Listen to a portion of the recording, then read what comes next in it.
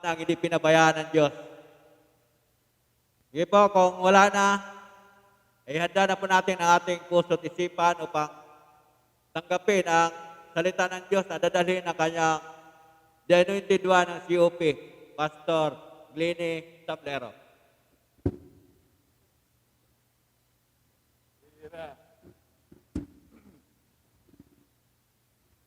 Praise God.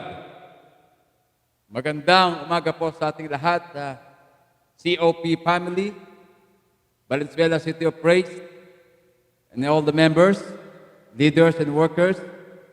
At siyempre, magandang umaga din po sa ating mga ka-Facebook, mga viewers po natin sa YouTube, sa Messenger at sa Facebook. So umagang ito, tayo po ay nagpapasalamat sa Diyos sapagkat nakaisang taon na po tayo, no? O 15 bukas, no? 14 ngayon. Nakaisang taon na po tayo halos. Nasa ilalim po tayo ng pandemya.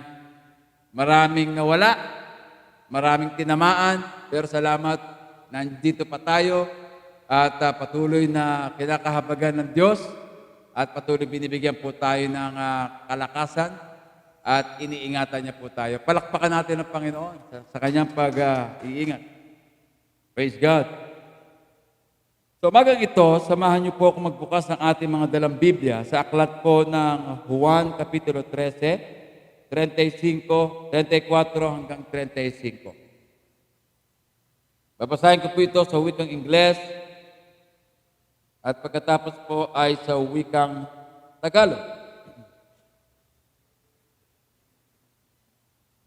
John chapter 13, verse 34 to 35. From NLT version. I am giving you a new commandment. Love each other. Just as I have loved you, you should love each other. Your love for one another will prove to the world that you are my disciples. Tagalog, isang bagong utos ang ibinibigay ko sa inyo. Ngayon, mag-ibigan kayo kung paano ko kayong inibig, gayon din naman, mag-ibigan kayo. Kung kayo'y mag-iibigan, makikilala ng lahat na kayo'y mga alagad ko. Puri ng Diyos sa pagkabasa po ng kanyang mga salita. May mga pagkakataon at merong mga sitwasyon na darating sa ating mga buhay na tayo po ay susubukin o sinusubok. Sinusubok ang ating pananampalataya at siyempre sinusubok din po ang ating pag-ibig. May mga pagkakataon na meron taong darating sa buhay mo na para bang hindi ka ibig-ibig at napakahirap para sa iyo na ibigin ang taong iyon. Meron ding mga sitwasyon o pangyayari sa buhay mo na napakahirap tanggapin, napakahirap pasalamatan, at napakahirap ibigin, mahalin ang mga nangyayari sa ating paligid. Ang salitang pagmamahal o the term love in this context na ating pong binasa sa John chapter 13, verse 34 to 35. Love in this context is a command. Ito po ay mandato. Ito po ay ay utos mula po sa ating Panginoong Jesucristo. No? Ito po ay specifically kanyang ibinigay sa kanyang mga alagad at mga sumusunod sa kanya. Ito po ay isang specific order from the Lord. Ito po ay hindi suggestion. Ito po ay utos o command. Ngayon po, kung pupuntahan po natin yung military, sa military po, lalo-lalo po sa military terms, yung salitang command, a command, it requires what? immediate obedience. Yung dagliang pagsunod. Kapag ikaw ay nasa military, at ikaw po ay binigyan ng order, at ikaw po ay nautusan, ito ay nangangailangan ng dagliang pagsunod. Kapag ito ay iyong inignore, kapag ito ay iyong hindi pinansin, ito po ay magdadala or mag-i-invite ng tinatawag na katakot-takot na bunga. Grabing bunga o kahihinatnan o kalalabasan kapag ito ay iyong inignore. Yes, it may invite some dire consequences. Bilang isang Kristiyano, bilang isang tagasunod ni Kristo, bilang isang bagong nilalang, bilang isang born again, as a Christ disciple, you and I, we are mandated to follow His example in exercising this kind of love. Ito po yung divine love. Sabi nga, basahin ulit natin yon. Isang bagong utos ang ibinibigay ko sa inyo, mag-ibigan kayo, at kung papaano ko kayong inibig, gayon din naman mag-ibigan kayo. Kung kayo'y mag-iibigan, makikilala na sa libutan o ng lahat na kayo'y alagad ko. Praise God.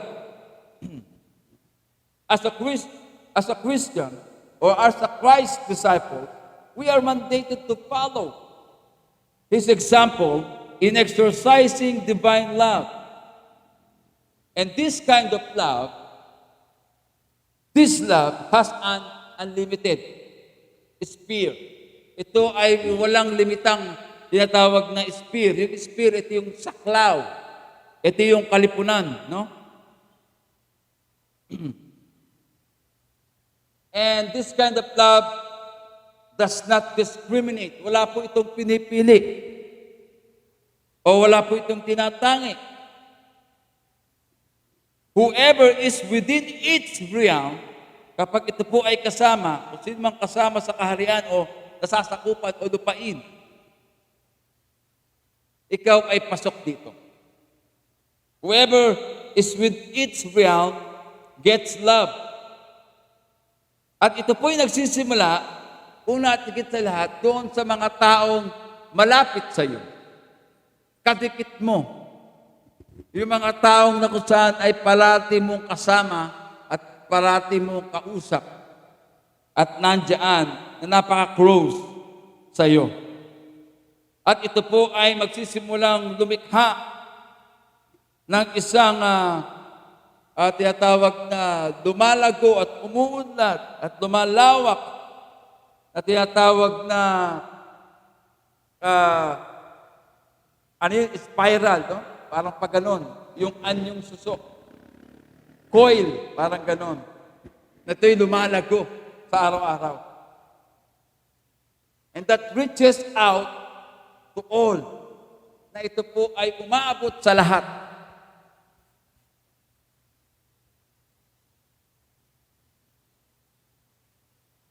Kasama rin po dito yung tinatawag po natin, hindi karapat-dapat. Yan. Di ba meron mga taong ang hirap mahalin at hindi karapat-dapat mahalin dahil ginawan ka ng masama? Kapag ikaw ay tagasunod ni Kristo at naghahari sa iyo ang pag-ibig ni Kristo, mga kaibigan ko, kasama po yung mga taong yon sa dapat nating mahalin at tanggapin. Including those who do not deserve it. Last week po, doon po sa lugar na aming pinagtataniman, nakaranas po kami ng isang sitwasyon na kagawan po ng isang tao. Paiksiin na po natin. Talagang sinubok po ang aming pananampalataya. Sinubok po yung pag-ibig ni Kristo na nasa aming mga puso kung talagang ito ay lumalago at kung talagang ito ay umuunlad at lumalawak.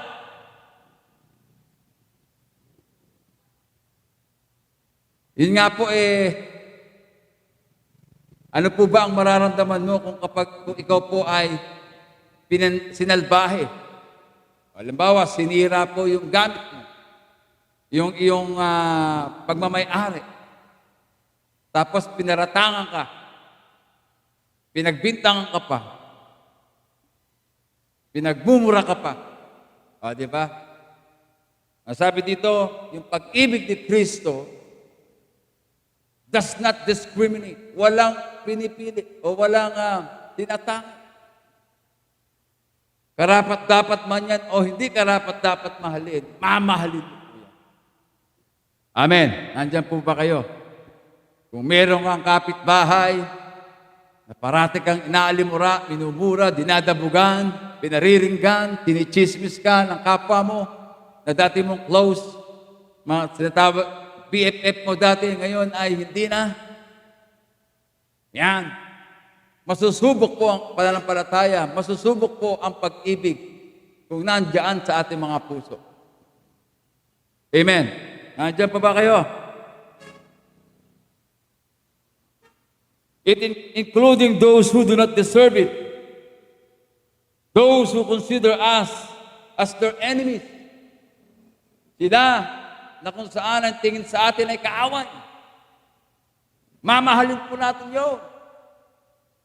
Kaya nga, kung ano daw ang panalangin mo, susubukin ng Diyos yan sa buhay mo. Minsan isang araw, sabi ko, Lord, gusto ko magkaroon pa ako ng Christ-likeness. The love of Jesus Christ. Hindi yan darating na parang nagdiliyab na apoy mula sa alapaap, lalagay sa puso mo. Hindi ganyan. Manapay yan ay darating sa anyong hindi kay ibig-ibig na tao. Sa anyong sitwasyon na kung saan ay napakahirap ipamalas ang pag-ibig. Amen? And doon sa sitwasyon yun, doon madidevelop, doon mag-grow yung pag-ibig ni Kristo na nasa iyo. I hope na nakukuha niyo po ang aking sinasabi. Love one another. Napakahirap pong gawin ito. Sabi rito, this is only possible. Ito lamang ay magiging posible kung atin pong pahihintulutan na tayo po ay dominahin, na tayo po ay i-dominate.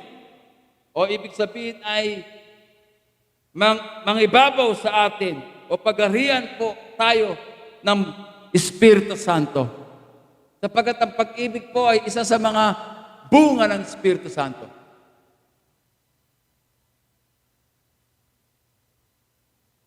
Pati yung mga hindi kaibig-ibig, mamahalin natin yan. Pati yung mga taong ang turing sa iyo ay kaaway ka, mamahalin po natin yan. Kung babasahin po natin ang chapter 12 ng Romans, kung paano mamuhay ang isang Kristiyano, nandyan lahat yun. Mula verse 9 hanggang 21, napakagandang instruction yan ni Apostol Pablo sa mga mananampalataya. Tandaan po natin, the love of Christ na nasa inyo, ito po ay dapat mag-grow at ma-develop. At sa oras na ito, 4 na bagay ang dapat natin isaalang-alang upang ang ating pag-ibig ay ma-develop pa ng husto at ito pa ay mag-grow. 4 things to consider to develop the love diyan sa puso mo, diyan sa puso natin lahat. Number 1, love grows, love develops as we, number 1, listen. Amen? Yung pag-ibig na mula sa puso ng Diyos, na inilagay sa puso mo, ay mag-grow at madidevelop kapag una, ikaw ay natutong makinig. Amen. Hello. Lalo na sa mag-asawa, sa magnobyo at magnobya, sa magkaibigan, sa relasyong nanay, tatay, sa kanyang mga anak, sa magkapatid, napakahalaga ng pakikinig. Amen. Amen po ba? Kung bakit dalawa ang tenga po natin at isa lang po ang bibig, ibig pong sabihin, makinig tayo ng makinig. Listen more, less talk. Amen? Amen. Subukan ninyong pares kayong galit, pag-usap kayo, magsalita na magsalita, hindi kayo magkakaunawaan. Amen. Huwag kayo magparaanan. Hindi kayo makakadaan. Sapagkat ang pakikinig ay isang another form of expressing love. And listening is another form para mag-develop at mag-grow ang ating pagmamahal. Napakahalaga na tayo ay makinig. Pakinggan natin ang ating nanay. May punto sila. Makinig din po tayo sa ating mga anak. Meron din po silang gustong sabihin. Pakinggan po natin ang ating kapwa na tinuturing, na kung ituring tayo ay kaaway. Listen to them. Listen. Let us listen. Sapagkat ang pakikinig ay isang moral value. Kapag tayo po'y nakinig, ito ay pagrespeto, paggalang po sa ating kapwa-tao. Ang pakikinig ay isang uri ng pakikipagkapwa-tao. Kaya napakahalaga po na ikaw at ako, tayo po ay matutong makinig. At sa ganong paraan, nadidevelop, umuunlad po ang pag-ibig na nasa atin. Listen, this is the best thing that you can give to someone. We need to focus. Mag-focus po tayo ng atensyon sa mga tao. Makinig po tayo. Amen po ba? Listen to them. It's about time to listen. In that way, nadidevelop po at nag-grow ang ating pag-ibig. Pangalawa po, overlook. Overlook. Sa Tagalog po, hindi mapuna o hindi pansinin. Panahon na para wag na nating pansinin o punahin. Lalong-lalo na po yung mga bagay na wala naman talagang halaga. Yung mga petty things, yung mga petty mistakes. Let us forget. Let us overlook those petty mistakes and let us learn to look for something to appreciate. Amen. Magsimula na po tayo, wag na natin pansinin yung mga maliliit na bagay. At magsimula po tayong hanapin natin yung mga bagay na kung saan bibigyan po natin ng pasasalamat. Sa tao, pag tumingin ka, huwag po nating hanapan ng mali. Palampasin na natin yung mga maliliit na bagay na pagkakamali. Manapay, hanapin natin sa Kanya yung mga bagay na kung saan pwede natin siyang i-appreciate. Tama? Hello? Kasi ang Pilipino, minsan may mga tao, may mga ugali ang Pilipino na hindi nagpapalagpas. Maliit na bagay, ayaw palagpasin. Ewan ko kung bakit big deal sa kanya yon. Amen? So let us overlook. In that way, we allow the Spirit of God to develop and to let grow yung ating pagmamahal. Amen? Una, listen. Pangalawa, overlook. Praise God. Pangatlo naman po ay value. Value means pagbibigay halaga o pagpapahalaga. Panahon na para tayo po ay magbigay halaga o magpahalaga doon sa mga bagay at sa mga tao. Amen. Let us always aim to see people's worth and never devalue others. Okay po ba yan? Mga ka-Facebook? Okay po ba yun, mga kapatid sa Panginoon? And this is my desire. This is my interest.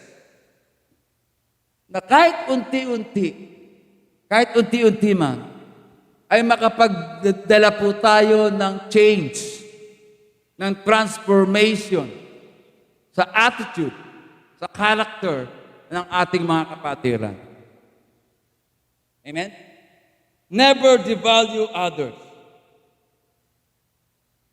Let us always aim to see people's worth. Mag-compliment po tayo. Wow, sis. Oh, brother, I like your shoes. Ang ganda. Magkano ba bili mo dyan? Wow, kaya pala. Sana all. Sana ako rin makabili. Ang ganda naman ng hair mo. Ang bango naman ng pabango mo kahit minsan di mo gusto yung amoy. Minsan nga may nagregalo sa iyo eh. Hindi mo pa nga nagagamit at nagbubuksan ng gusto. Ay, ang pangit, di ko gusto. Hindi ka na nahiya. Hindi ka man lang naging aware doon sa mararamdaman ng taong nagregalo sa iyo. Imbes na ito ay i-value mo, imbes na ito ay pasalamatan, i-appreciate mo, nagsalita ka ng negatibo at pangit. So next time, hindi ka na niya bibigyan. Parang naglalagay ka na ngayon ng invisible wall. Let us become, ano ang tawag dito? Maging aware po tayo and let us guard our words, our tongue, our mouth, our attitude and character towards others. Amen. Let us allow the development na patuloy na let's give them room, this grow and this development. Especially doon sa ating pagmamahal. Never devalue others. Instead, appreciate. Diba? Ang ganda naman ng forma mo. Yan. Mga simpleng-simpleng bagay na yan. Ito po ay nagbibigay at lumilikha ng isang kakaibang pakiramdam sa taong makaririnig noon. I-value po natin ang ating asawa. I-appreciate po natin. Ay, wala na pala akong asawa. I-appreciate po natin ang ating mga anak. Suportahan po natin. Kahit na minsan, tayo mga magulang, parang yung idea ay hindi natin gusto. Support them. Appreciate. Talk to them. Listen to them. Kung may pagkakamali ng titing, overlook. And this time, learn to value people's worth. Amen? Nak, ayos ang ginagawa mo, magnegosyo ka. Kahit medyo minsan okay, minsan hindi. Wow, sige. At least nandiyan ka pa rin. Nandito lang ako sa likuran mo. Never devalue others. Kaya nga, huwag kang magdidesisyon at magsasalita kapag ang puso mo ay kinakain ng isang damdamin na hindi mo gusto, kagaya nung naiinis ka o malungkot ka. Huwag ka masyado magdidesisyon. No? Guard your heart and your tongue. Number 4, encourage. Imbis na mag-down ka ng tao, encourage. Amen. May mga tao kasi, meron silang attitude, bagamat di naman talaga niya sinasadya. Meron mga taong, pag napapakinggan mo, parating parang pa-down. Maraming pa-down. Konti lang yung pa-up. Pag may pa-up, ayaw pang sabihin. Bakit napakahirap sa atin mag-appreciate at mag-encourage? Amen? Lalo sa panahon ito ng pandemya, napakahalaga na ikaw po ay magbitaw ng mga salitang nakapagbibigay lakas, pag-asa at buhay. Amen. Encourage. Ang ibig sabihin po noon, magpalakas ng loob. Magbigay sigla sa mga taong nandulo mo. Encourage your pastor. Bigyan mo ng palakasin mo ang loob ng pastor. Palakasin mo na bigyan mo ng siglang pastor. Amen? Dahil ang pastor ay mayroon niyang downs and up. Amen? Parang ganito lang yan. may mga members, hindi dadalo. Paano kung ang pastor hindi dumalo? Ine-expect nyo. Sino kaya magpipreach? Pero hindi niya pwedeng gawin yon. Kasi it's a responsibility. Encourage. Do not use foul or abusive word. Kung ikaw man ay nakapagsalita, marahil ito ay bugso lamang ng damdamin na hindi mo na-manage, na-handle yung emosyon mo. Naging, you are becoming so much emotive during those time and that time. Kaya nakapag-release ka ng abusive and foul words. Pero, naniniwala ko, after that, na-analyze mo, na-assess mo ang mga salitang iyon. Kaya nga, let us encourage. Do not use foul or abusive language. Sapagkat bawat foul and abusive language, ito'y lumilikha ng pagkaguho, pagkawasak, ng pag-asa, ng composition po ng bawat tao. Sabi nga doon sa Ephesians chapter 4, verse 29, let everything you say be good and helpful so that your words will be an encouragement to those who hear them. Sa Tagalog, sabi sa mga taga-Efeso 4:29, huwag kayong gumamit ng masasamang salita, mga foul and abusive words. Lagi ninyong sikapin na ang pangungusap ninyo ay makabubuti at angkop sa pagkakataon upang pakinabangan ng mga makakarinig. Amen? Umiwas po tayo sa mga abusive and foul words. Manapay, sikapin natin ang ating pangungusap ay yaong makabubuti at angkop sa pagkakataon upang ito po ay pakinabangan ng mga taong makaririnig. Let us evaluate ourselves.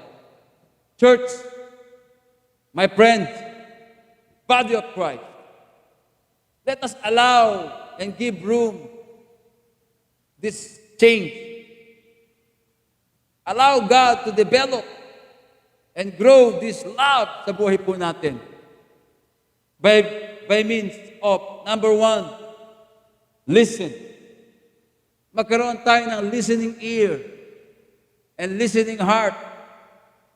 Number two, let us overlook yung mga petty things, yung mga petty mistakes na yan. Magparaan po tayo. Amen? At mag-focus po tayo doon sa mga taong nagsasalita. Let us look for something na kung saan kailangan nating i-appreciate. Number three, let us value, learn to value. Magbigay tayo ng halaga. Let us always aim to see people's worth. Amen? Never devalue others. And number four, lastly, encourage. Don't use foul words. Don't use abusive language.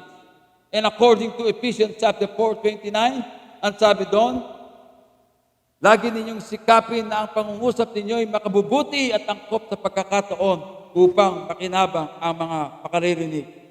Huwag kayong gumamit ng masamang salita. Amen. At itong apat na ito, kapag pinahintulutan natin ito, it will develop the love. Amen. It will grow at ito'y magmamature. And one day, you will learn to accept and understand and forgive yung mga taong tinuturing kang kaaway. Yung mga taong para sa iyo ay hindi deserving because the Holy Spirit dominates your mind and your heart. And it will give you the capacity to love, to forgive, and accept. Amen? Palakpakan po natin ang Panginoon. Magandang umaga po sa inyong lahat. Mga ka-Facebook, COP family, yan po ang ating topic ngayon. Love one another. Amen? Manalangin po tayo. Ama, salamat po sa iyong mensahe. Salamat po, pinalakas mo ang aming pananampalataya.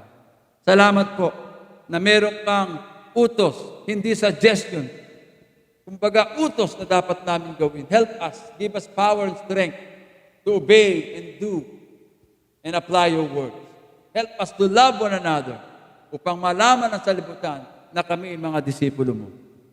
Salamat po, Ama, sa iyong presensya. Salamat po. Tulungan mo kami na patuloy kami nga magsimulang makinig. Magsimulang wag na naming punahin pa yung mga madaliit na bagay. Magsimula kaming magbigay halaga sa tao at magpalakas ng loob at magpasigla sa mga tao. Thank you, Father, in Jesus' name. Amen and amen. Magandang umaga po sa ating lahat and God bless you. Palakpakan natin ang Panginoon.